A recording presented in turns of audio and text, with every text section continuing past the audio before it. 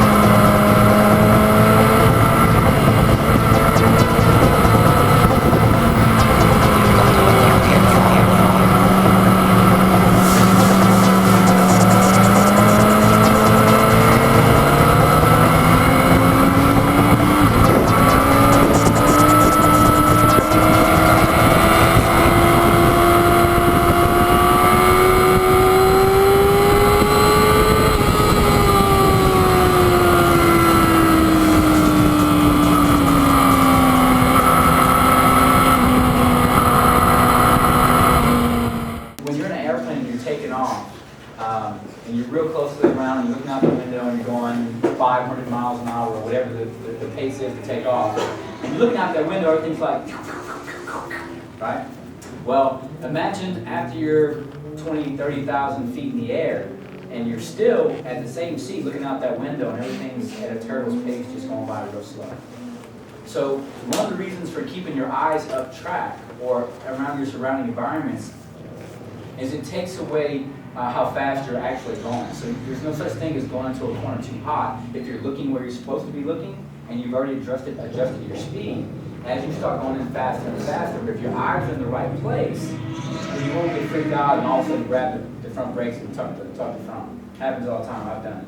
I've done it right there in 17 and 16 as a matter of fact. So, you know, it's the best analogy of why we keep our eyes up and why we're always looking forward. I know they have the X's on the ground and all, we're all looking for reference points, but if you once you get your bike pointed towards your next spot, and your bike is pointed that way, your eyes should be up track looking for the next one. And if you do that, then the speed will just gradually come, and you're like, oh, you know what, I'm not going fast enough. And even though you're going the same speed you've been going all day long, the further you look up track, the easier it is to pick up speed and set your entry points, carry your recon speed and your exit points.